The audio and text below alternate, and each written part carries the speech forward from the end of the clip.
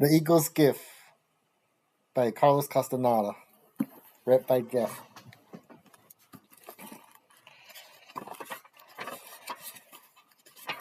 Prologue. Although I am an anthropologist, this is not strictly an anthropological work. Yet it has its roots in cultural anthropology, for it began years ago as field research in that discipline. I was interested at that time in studying the uses of medicinal plants among the Indians of the southwest and northern Mexico. My research evolved into something else over the years as a consequence of its own momentum and of my own growth.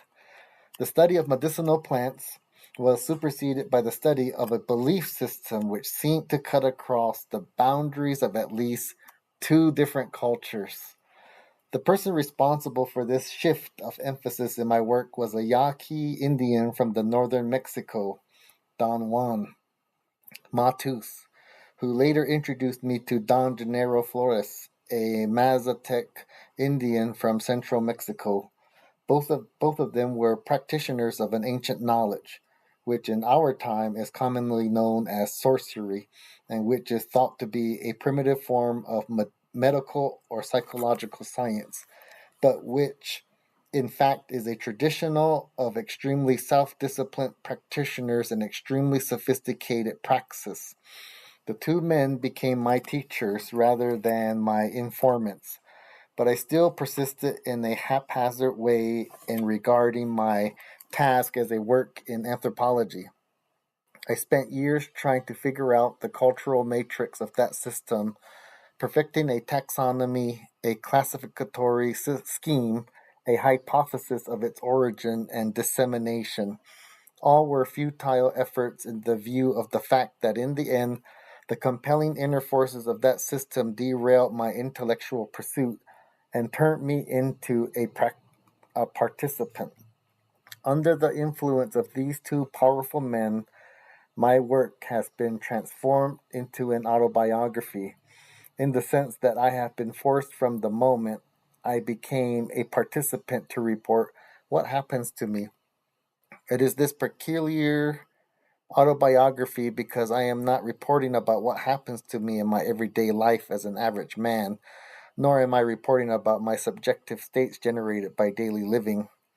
I am reporting, rather, on the events that unfold in my life as a direct result of having adopted an alien set of interrelated ideas and procedures. In other words, the belief system I want to study swallowed me.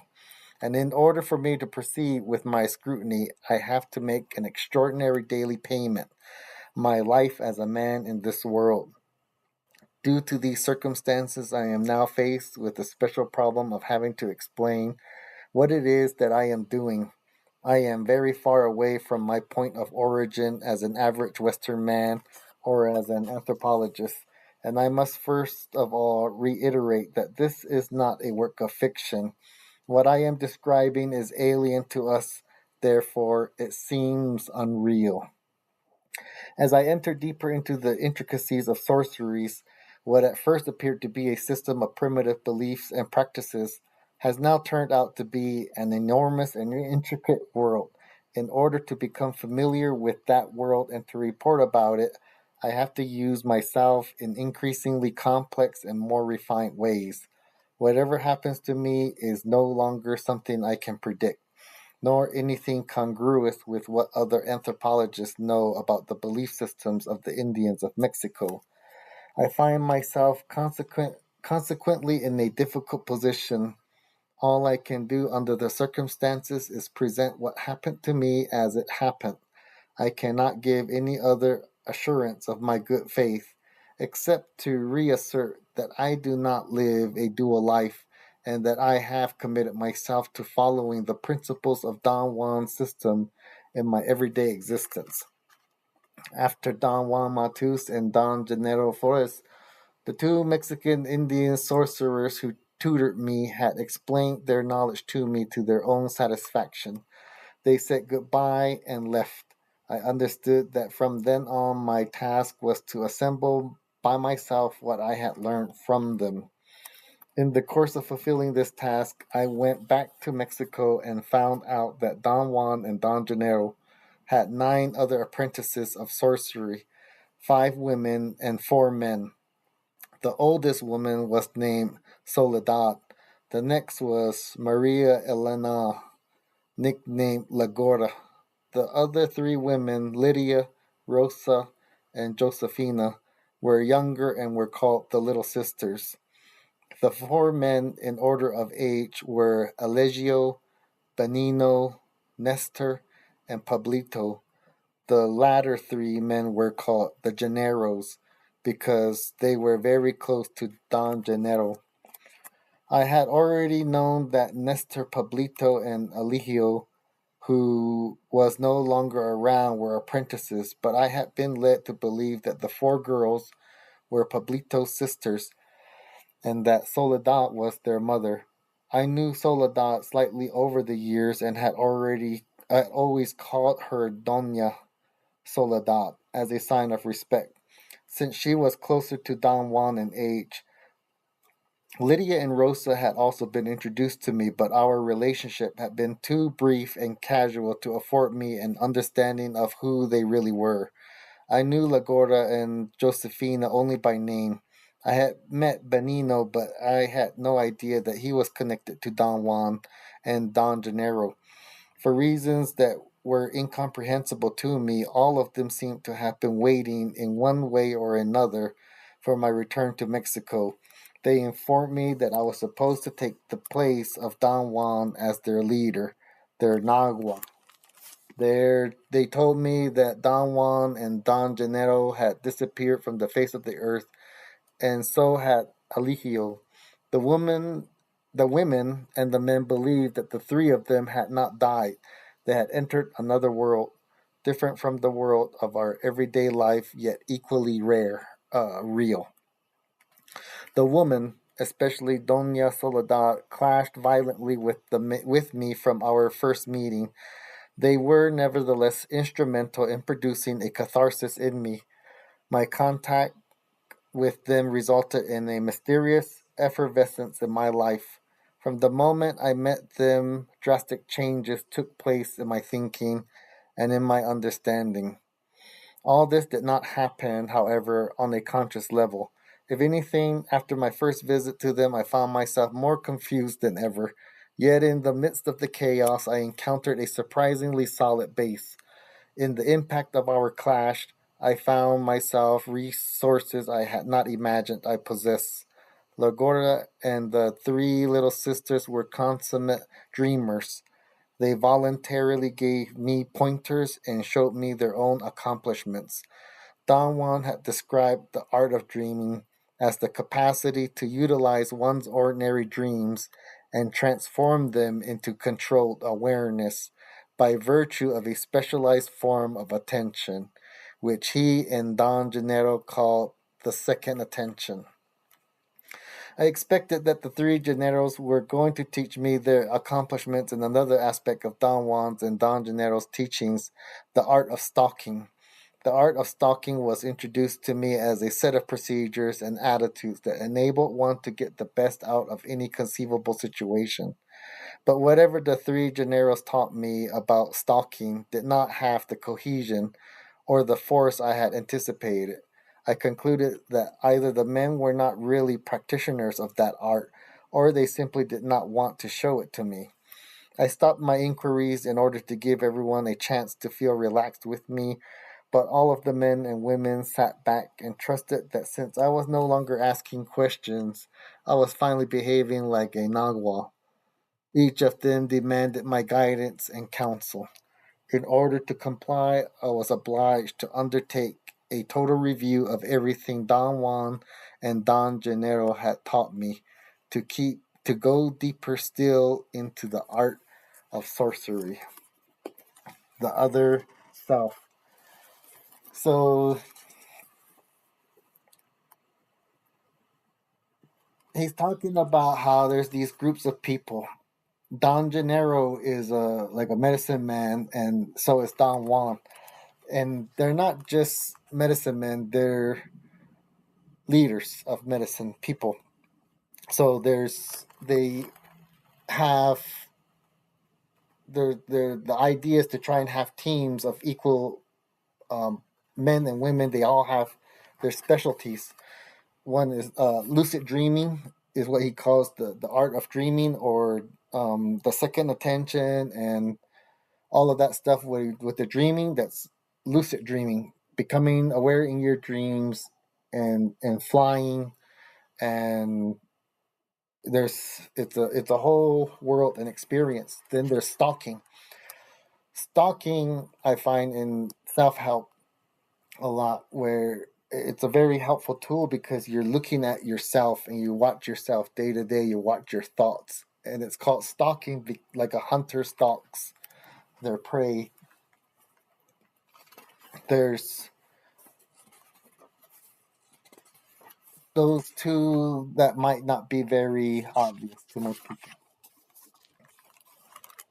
The fixation of the second awareness. It was mid-afternoon when I got to where Lagorda and the little sisters lived. Lagorda was alone, sitting outside by the door, gazing into the distant mountains. She was shocked to see me. She explained that she had been completely absorbed in a memory, and for a moment she had been on the verge of remembering something very vague that had to do with me. Later that night, after dinner, Lagorda, the three little sisters, the three Gennaros, and I sat on the floor of Lagorda's room. The women sat together. For some reason, although I had been with each one of them an equal length of time, I had isolated Lagorda as the recipient of all my concern. It was as if the others did not exist for me. I speculated that perhaps it was because Lagorda reminded me of Don Juan, while the others did not. There was something very easy about her, yet that easiness was not so much in her actions as it was in my feelings for her. They wanted to know what I had been doing. I told them that I had just been in the city of Tula, Hidalgo, where I had visited some archaeological ruins. I had been most impressed with a row of four colossal, column like figures of stone called the Atlanteans, which stand on the flat top of a pyramid. Each one of the almost cylindrical features, measuring 15 feet in height and 3 feet across, is made of four separate pieces of basalt carved to represent what archaeologists think are Toltec warriors carrying their war paraphernalia. 20 feet behind each of the front figures on the top of the pyramid, there is another row of four rectangular columns of the same height and width as the first, also made of four separate pieces of stone. The awe inspiring setting of the Atlanteans was enhanced by what a friend, who had guided me through the site, had told me about them. He said that a custodian of the ruins had revealed to him that he had heard the Atlanteans walking at night, making the ground underneath them shake. I asked the Gennaros for comments on what my friend had said. They acted shy and giggled. I turned to Lagorda, who was sitting beside me, and asked her directly for her opinions.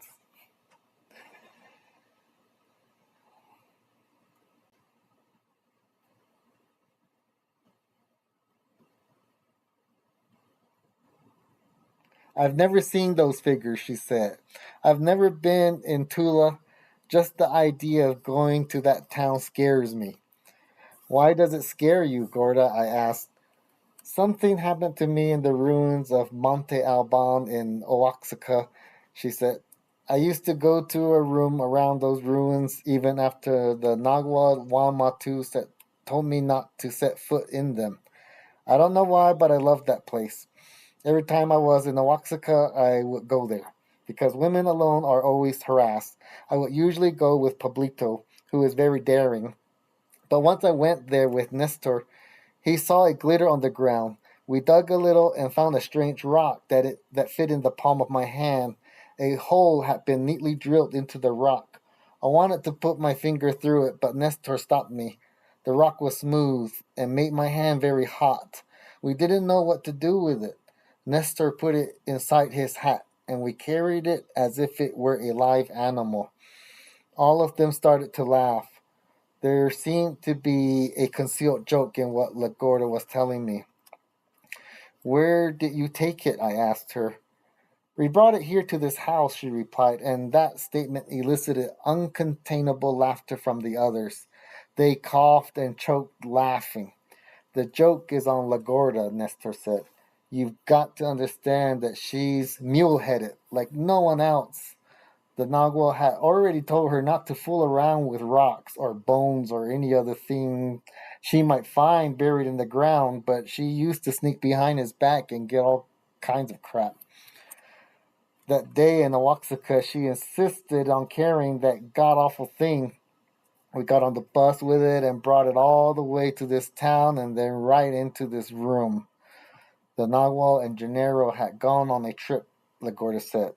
I got daring and put my finger through the hole and realized that the rock had been cut to be held in the hand. Right away, I could feel the feeling of whoever had held that rock. It was a power rock. My mood changed. I became frightened.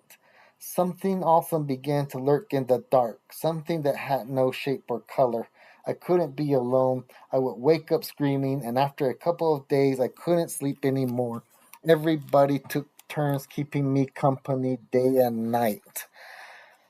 When the Nagual and Gennaro came back, Nestor said, the Nagual sent me with Gennaro to put the rock back in the exact place where it had been buried.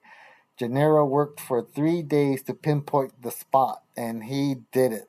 What happened to you, Gorda, after that? I asked her. The Nagual buried me, she said. For 9 days I was naked inside a dirt coffin. There was another explosion of laughter among them. The Nagual told her that she couldn't get out of it. Nestor explained poor Gorda had to piss and shit inside her coffin. The Nagual pushed her inside a box that he made with branches and mud. There was a little door on the side for her food and water. The rest of it was sealed. Why did he bury her? I asked. That's the only way to protect anyone, Nestor said. She had to be placed under the ground so the earth would heal her. There is no better healer than the earth. Besides, the Nagual had to fend off the feeling of that rock, which was focused on Lagorda. The dirt is a screen. It doesn't allow anything to go through either way. The Nagual knew that she couldn't get worse by being buried for 9 days. She could only get better, which she did. How did it feel to be buried like that, Gorda? I asked. I nearly went crazy, she said. But that was just my indulging. If the Nagual hadn't put me in there, I would have died. The power of that rock was too great for me. Its owner had been a very large man. I could tell that his hand was twice the size of mine. He held on to that rock for dear life, and in the end someone killed him. His fear terrified me. I could feel something coming up at me to eat my flesh. That was what the man felt. He was a man of power, but someone even more powerful got him. The Nagual said that once you have an object of that kind, it brings disaster, because its power enters into challenges with other objects of its kind. The owner becomes either a pursuer or a victim. The Nagual said that it is the nature of such objects to be at war, because the part of our attention which focuses on them to give them power is a very dangerous, belligerent part. Lagorda is very greedy, Pablito said. She figured that if she could find something which already had a great deal of power in it, she'd be a winner, because nowadays no one is interested in challenging power. Lagorda assented with a movement of her head. I didn't know that one could pick up other things besides the power that the objects have, she said. When I first put my finger through the hole and held the rock, my hand got hot, and my arm began to vibrate. I felt truly strong and big. I'm sneaky, so no one knew that I was holding the rock in my hand. After a few days of holding it, the real horror began. I could feel that somebody had gone after the owner of the rock. I could feel his fright. He was undoubtedly a very powerful sorcerer, and whoever was after him wanted not only to kill him, but to eat his flesh. They really scared me. I should have dropped the rock then, but the feeling I was having was so new that I kept the rock clutched in my hand like a damn fool. When I finally dropped it, it was too late. Something in me was hooked. I had visions of men coming at me, men dressed in strange clothes. I felt they were biting me, tearing the flesh of my legs with sharp little knives, and with their teeth I went berserk. How did Don Juan explain those visions? I asked her.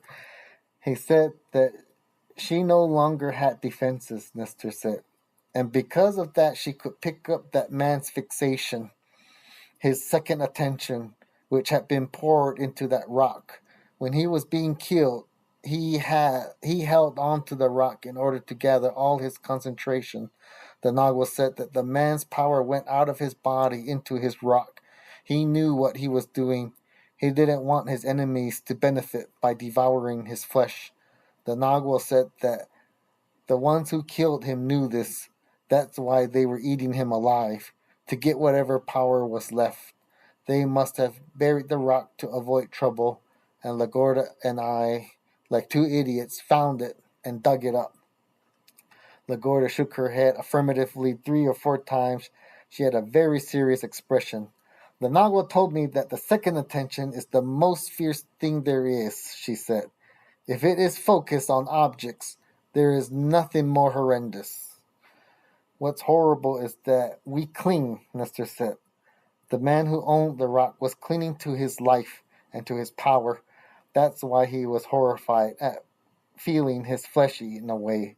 The Nagual said that if the man would have let go of his possessiveness and abandoned himself to his death, whatever it may have been, there wouldn't have been any fear in him. The conversation faded. I asked the others if they had anything to say. The little sisters glared at me. Benino giggled and hid his face with his hat. Pablito and I have been in the pyramids of Tula, he finally said. We've been in all the pyramids there in Mexico. We like them. Why did you go to all the pyramids? I asked him. I really don't know why we went to them, he said. Perhaps it was because the Nagual Woman told us not to. How about you, Pablito? I asked. I went there to learn, he replied huffily, and laughed. I used to live in the city of Tula. I know those pyramids like the back of my hand. The Nagual told me that he also used to live there. He knew everything about the pyramids. He was a Toltec himself. I realized then it had been more than curiosity that made me go to the archaeological site in Tula. The main reason I had accepted my friend's invitation was because at the time of my first visit to La Gorda and the others, they had told me something which Don Juan had never even mentioned to me, that he considered himself a cultural descendant of the Toltecs. Tula had been the ancient epicenter of the Toltec Empire. What do you think about the Atlanteans walking around at night? I asked Pablito. Sure, they walk at night, he said. Those things have been there for ages. No one knows who built the pyramids. The Nagual Woman himself told me that the Spaniards were not the first to discover them. The Nagual said there were others before them. God knows how many.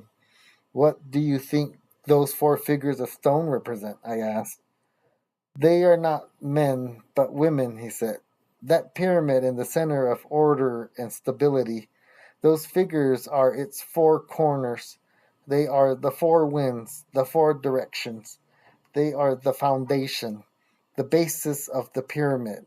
They have to be women, mannish women, if you want to call them that. As you yourself know, we men are not that hot. We are a good binding, a glue to hold things together, but that's all. The Nagual Woman said that the mystery of the pyramid is its structure. The 4 corners have been elevated to the top. The pyramid itself is the man, supported by his female warriors, a male who has elevated his supporters to the highest place. See what I mean? I must have had a look of perplexity on my face. Pablito laughed. I was a polite It was a polite laughter. No, I don't see what you mean, Pablito, I said, but that's because Don Juan never told me anything about it. The topic is completely new to me. Please tell me everything you know. The Atlanteans are the Nagual. They are dreamers. They represent the order of the second attention, brought forward. That's why they are so fearsome and mysterious. They are creatures of war, but not of destruction. The other row of columns, the rectangular ones, represent the order of the first attention, the tonal. They are stalkers. That's why they are covered with inscriptions. They are very peaceful and wise, the opposite of the front row. Pablito stopped talking and looked at me almost defiantly. Then he broke into a smile. I thought he was going to go on to explain what he had said, but he remained silent as if waiting for comments. I told him how mystified I was and urged him to continue talking.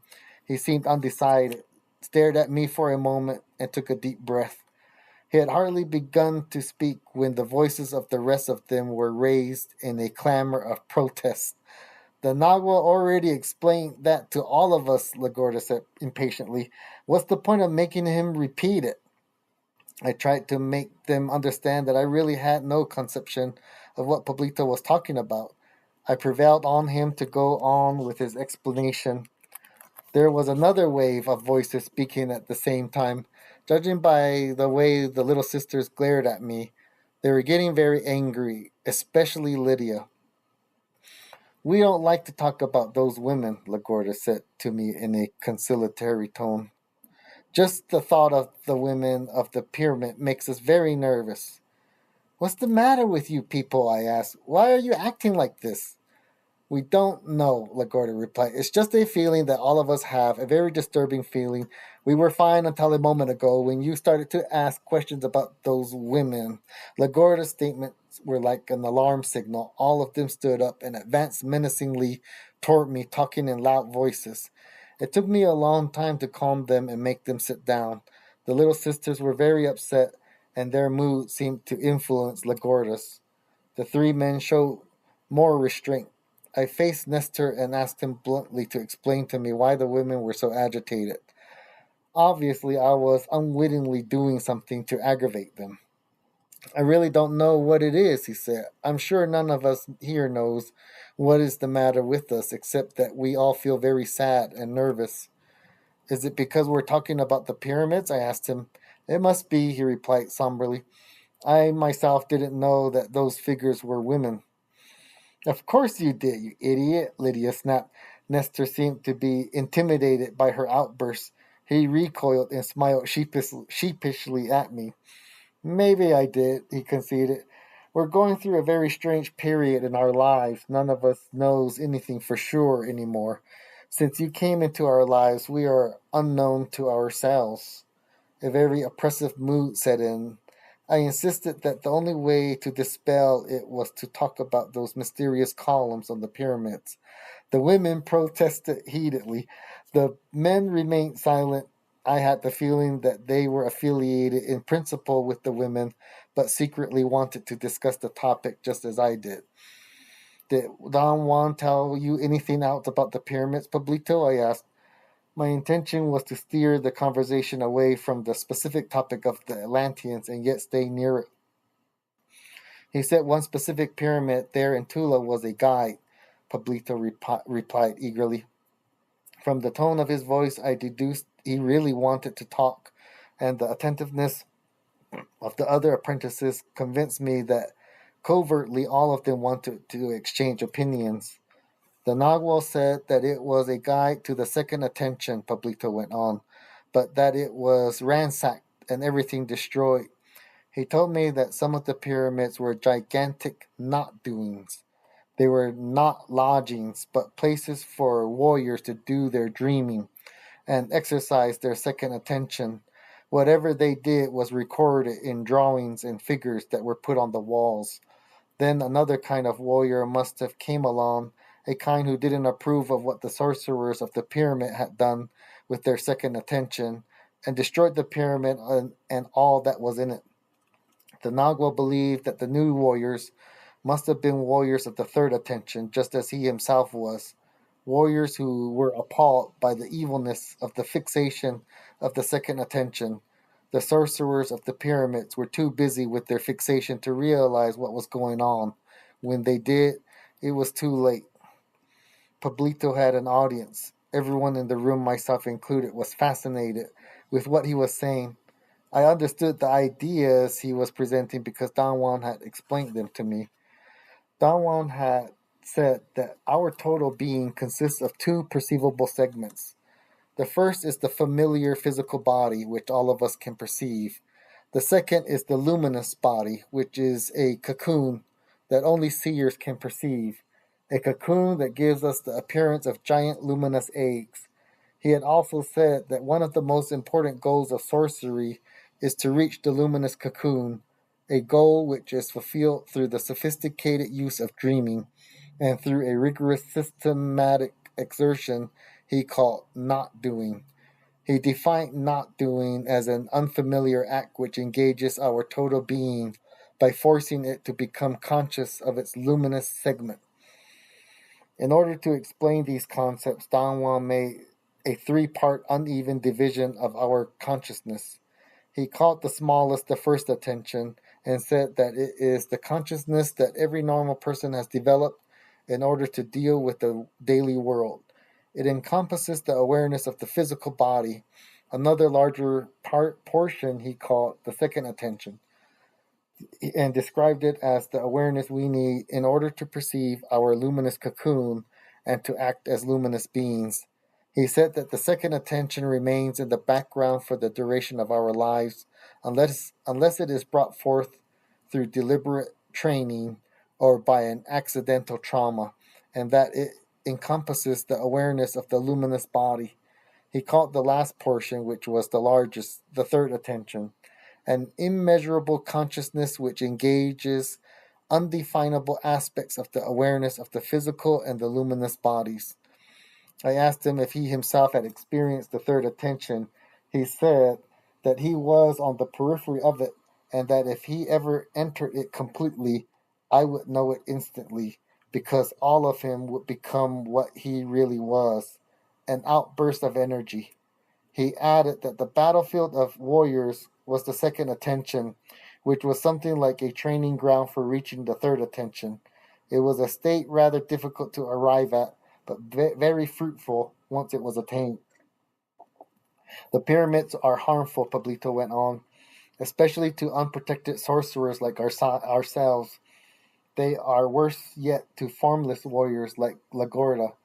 The Nagual said that there is nothing more dangerous than the evil fixation of the second attention. When warriors learn to focus on the weak side of the second attention, nothing can stand in their way. They become hunters of men, ghouls.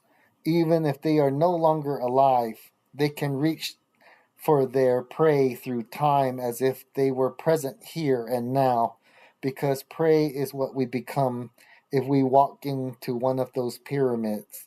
The Nagual called them traps of the second attention. What exactly did he say what happened? Lagorda asked. The Nagual said that we could stand perhaps one visit to the pyramids, Pablito explained. On the second visit, we would feel a strange sadness. It would be like a cold breeze that would make us listless and fatigued, a fatigue that soon turns into bad luck. In no time at all, we'll be jinxed. Everything will happen to us. In fact, the Nagual said that our own streaks of bad luck were due to our willfulness in visiting those ruins against his recommendations. Eligio, for instance, never disobeyed the Nagual. You wouldn't catch him dead in there. Neither did this Nagual here, and they were always lucky, while the rest of us were jinxed, especially Lagorda and myself. Weren't we even bitten by the same dog? And didn't the same beams of the kitchen roof get rotten twice and fall on us? The Nagual never explained this to me, Lagorda said. Of course he did, Pablito insisted. If I had known how bad it was, I wouldn't have set foot in those damn places, Lagorda protested. The Nagual told every one of us the same things, Nestor said. The problem is that every one of us was not listening attentively. Or rather, Every one of us listened to him in his own way and heard what he wanted to hear. The Nagual said that the fixation of the second attention has two faces. The first and the easiest face is the evil one. It happens when dreamers use their dreaming to focus their second attention on the items of the world, like money and power over people. The other face is the most difficult to reach, and it happens when dreamers focus their second attention on items that are not in or from this world, such as the journey into the unknown. Warriors need endless impeccability in order to reach this face. I said to them that I was sure that Don Juan had selectively revealed certain things to some of us and other things to others. I could not, for instance, recall Don Juan ever discussing the evil face of the second attention with me. I told them then that what Don Juan said to me in reference to the fixation of attention in general. He stressed to me that all archaeological ruins in Mexico, especially the pyramids, were harmful to modern man. He depicted the pyramids as foreign expressions of thought and action. He said that every item, every design in them was a calculated effort to record aspects of attention which were thoroughly alien to us. For Don Juan, it was not only ruins of past cultures that held a dangerous element in them. Anything which was the object of an obsessive concern had a harmful potential. We had discussed this in detail once. It was a reaction he had to some comments I had made about my being at a loss as to where to store my field notes safely. He regarded them in a most possessive manner and was obsessed with their security. What should I do? I asked him. Gennaro once gave you the solution, he replied. You thought, as you always do, that he was joking. He never jokes. He told you that you should write with the tip of your fingers instead of a pencil. You didn't take him up on that, because you can't imagine that this is the not doing of taking notes. I argued that what he was proposing had to be a joke. My self-image was that of a social scientist who needed to record everything that was said and done in order to draw verifiable conclusions. For Don Juan, one thing had nothing to do with the other. To be a serious student had nothing to do with taking notes. I personally could not see a solution. Don Gennaro's suggestion seemed to me humorous, not a real possibility. Don Juan argued his point further. He said that taking notes was a way of engaging the first attention in the task of remembering, that I took notes in order to remember what was said and done. Don Gennaro's recommendation was not a joke because writing with the tip of my finger on a piece of paper, as the not doing of taking notes, would force my second attention to focus on remembering, and I would not accumulate sheets of paper. Don Juan thought that the end results would be more accurate and more powerful than taking notes. It had never been done as far as he knew, but the principle was sound. He pressed me to do it for a while. I became disturbed. Taking notes acted not only as a mnemonic device, but soothed me as well. It was my most serviceable crutch. To accumulate sheets of paper gave me a sense of purpose and balance. When you worry about what to do with your sheets, Don Juan explained, you are focusing a very dangerous part of yourself on them. All of us have that dangerous side, that fixation. The stronger we become, the more deadly that side is. The recommendation for warriors is not to have any material things on which to focus their power, but to focus it on the spirit, on the true flight into the unknown, not on trivial shields. In your case, your notes are your shield. They won't let you live in peace. I seriously felt that I had no way on earth to disassociate myself from my notes. Don Juan then conceived of a task for me in lieu of a not doing proper. He said that for someone who was as possessive as I was, the most appropriate way of freeing myself from my notebooks would be to disclose them, to throw them in the open, to write a book. I thought at the time that was a bigger joke than taking notes with the tip of my finger. Your compulsion to possess and hold onto things is not unique, he said. Everyone who wants to follow the warrior's path, the sorcerer's way, has to rid himself of this fixation.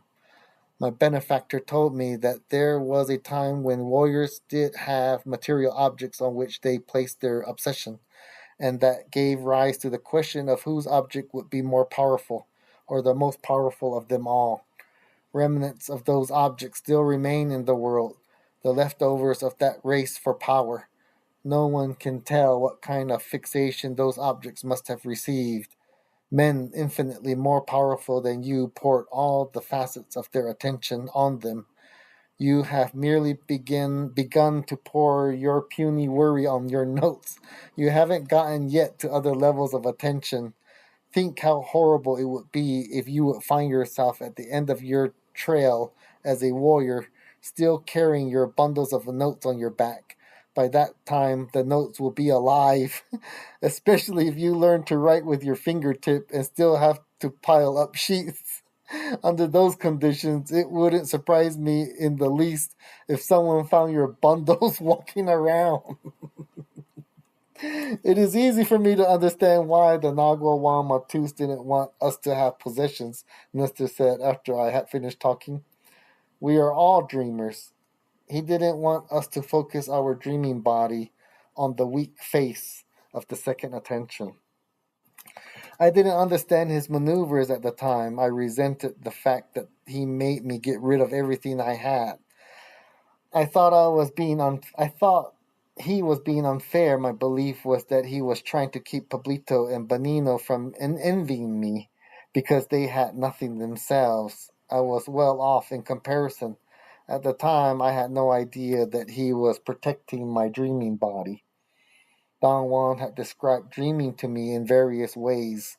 The most obscure of them all now appears to me as being the one that defines it best. He said that dreaming is intrinsically the not doing of sleep, and as such, dreaming affords practitioners the use of that portion of their lives spent in slumber. It is as if the dreamer no longer sleep, yet no illness results from it. The dreamers do not lack sleep, but the effect of dreaming seems to be an increase of waking time, owing to the use of an alleged extra body, the dreaming body. Don Juan had explained to me that the dreaming body is sometimes called the double, or the other, because it is a perfect replica of the dreamer's body. It is inherently the energy of a luminous being, a whitish phantom-like emanation, which is projected by the fixation of the second attention into a three-dimensional image of the body. Don Juan explained that the dreaming body is not a ghost, but as real as anything we deal with in the world. He said that the second attention is unavoidably drawn to focus on our total being as a field of energy, and transforms that energy into anything suitable. The easiest thing is, of course, the image of the physical body, which we are already thoroughly familiar with from our daily lives and the use of our first attention. What channels the energy of our total being to produce anything that might be within the boundaries of possibility is known as will. Don Juan could not say what those boundaries were, except that at the level of luminous beings, the range is so broad that it is futile to try to establish limits. Thus, the energy of a luminous being can be transformed through will into anything. The Nagual said that the dreaming body gets involved and attaches itself to anything, Benino said. It doesn't have sense. He told me that men are weaker than women because a man's dreaming body is more possessive. The little sisters agreed in unison with a movement of their heads. Lagorda looked at me and smiled. The Nagual told me that you're the king of possessiveness, she said to me. Gennaro said that you even say goodbye to your turds before you flush them down. The little sisters wrote down on their sides, laughing. The Gennaros made obvious efforts to contain themselves. Nestor, who was sitting by my side, patted my knee. The Nagual and Gennaro used to tell great stories about you, he said. They entertained us for years with tales about a weird guy they knew. We know now that it was you. I felt a wave of embarrassment. It was as if Don Juan and Don Gennaro had betrayed me, laughing at me in front of the apprentices. Self-pity took over. I began to complain. I said out loud that they had been predisposed to be against me, to think that I was a fool. That's not true, Bonino said. We are delighted that you are with us. Are we? Lydia snapped.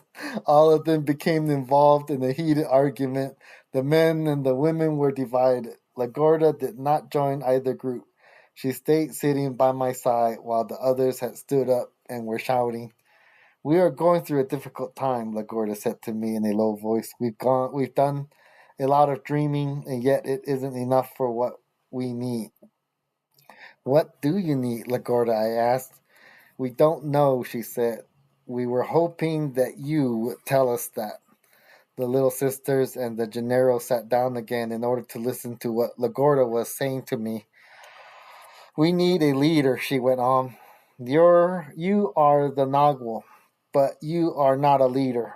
It takes time to make a perfect Nagual, Pablito said. The Nagual Juan Matus told me that he himself was crappy in his youth until something shook him out of his complacency. I don't believe it, Lydia shouted. He never told me that. He said that he was very crummy, Lagorda added in a low voice. The Nagual told me that in his youth he was a jinx, just like me, Pablito said. He was also told by his benefactor not to set foot in those pyramids, and because of that he practically lived there until he was driven away by a horde of phantoms. Apparently, no one else knew the story. They perked up. I had completely forgotten about that, Pablito explained. I've only just remembered it now. It was just like what happened to Lagorda. One day after the Nagual had finally become a formless warrior, the evil fixations of those warriors who had done their dreaming and other not doings in the pyramids came after him. They found him while he was working in the field. He told me that he saw a hand coming out of the loose dirt in a fresh furrow to grab the leg of his pants. He thought that it was a fellow worker who had been accidentally buried. He tried to dig him out. Then he realized that he was digging into a dirt coffin. A man was buried there. The Nagual said that the man was very thin and dark and had no hair. The Nagual tried frantically to patch up the dirt coffin. He didn't want his fellow workers to see it, and he didn't want to injure the man by digging him out against his will. He was working so hard that he didn't even notice that the other workers had gathered around him. By then, the Nagual said that the dirt coffin had collapsed, and the dark man was sprawled on the ground naked. The Nagual tried to help him up and asked the men to give him a hand. They laughed at him. They thought he was drunk, having the DTs, because there was no man, or dirt coffin, or anything like that in the field. The Nagual said that he was shaken, but he didn't dare tell his benefactor about it. It didn't matter because at night a whole flock of phantoms came after him. He went to open the front door after someone knocked, and a horde of naked men with glaring yellow eyes burst in. They threw him to the floor and piled on top of him. They would have crushed every bone in his body had it not been for the swift actions of his benefactor. He saw the phantoms and pulled the Nagual to safety to a hole in the ground, which he always kept conveniently at the back of his house. He buried the Nagual there while the ghosts squatted around waiting for their chance. The Nagual told me that he had become so frightened that he would voluntarily go back into his dirt coffin every night to sleep long after the phantoms had vanished. Pablito stopped talking. Everyone seemed to be getting ready to leave. They fretted and changed position as if to show that they were tired of sitting. I then told them that I had a very disturbing reaction upon hearing my friend's statements about the Atlanteans walking at night in the pyramids of Tula. I had not recognized the depth at which I had accepted what Don Juan and Don Gennaro had taught me until that day. I realized that I had completely suspended judgment, even though it was clear in my mind that the possibility these colossal figures of stone could walk did not enter into the realm of serious speculation. My reaction was a total surprise to me. I explained to them at great length that the idea of the Atlanteans walking at night was a clear example of the fixation of the second attention. I had arrived at that conclusion using the following set of premises. First, that we are not merely whatever our common sense requires us to believe we are. We are in actuality luminous beings capable of becoming aware of our luminosity. Second, that as luminous beings aware of our luminosity, we are capable of unraveling the different facets of our awareness, or our attention, as Don Juan called it. Third, that the unraveling could be brought about by a deliberate effort as we were trying to do ourselves, or accidentally, through a bodily trauma. Fourth, that there had been a time when sorcerers deliberately placed different facets of their attention on material objects. Fifth, that the Atlanteans, judging by their awe inspiring setting, must have been objects of fixation for sorcerers of another time. I said that the custodian who had given my friend the information had undoubtedly unraveled another facet of his attention. He might have unwittingly become, if only for a moment, a receptor for the projections of ancient sorcerers' second attention. It was not so far fetched to me, then, that the man may have visualized the fixation of those sorcerers. If those sorcerers were members of Don Juan's and Don Gennaro's tradition, they must have been impeccable practitioners, in which case there would have been no limit to what they could accomplish with the fixation of their second attention. If they intended that the Atlanteans should walk at night, then the Atlanteans would walk at night. As I talked, the three little sisters became very angry and agitated with me. When I finished, Lydia accused me of doing nothing else but talking. Then they got up and left without even saying goodbye.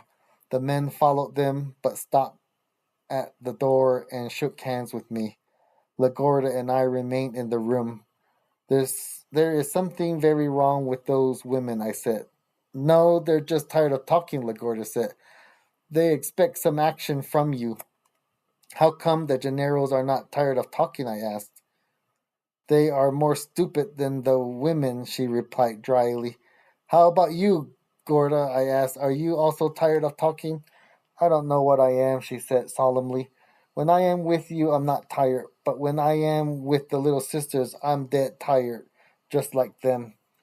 During the following uneventful days, I stayed with them. It was obvious that the little sisters were thoroughly hostile to me. The Gennaros tolerated me in an offhand way. Only Lagorda seemed to be aligned with me. I began to wonder why. I asked her about it before I left for Los Angeles. I don't know how it is possible, but I'm used to you, she said. It's as if you and I are together while the little sisters and the Gennaros are in a different world.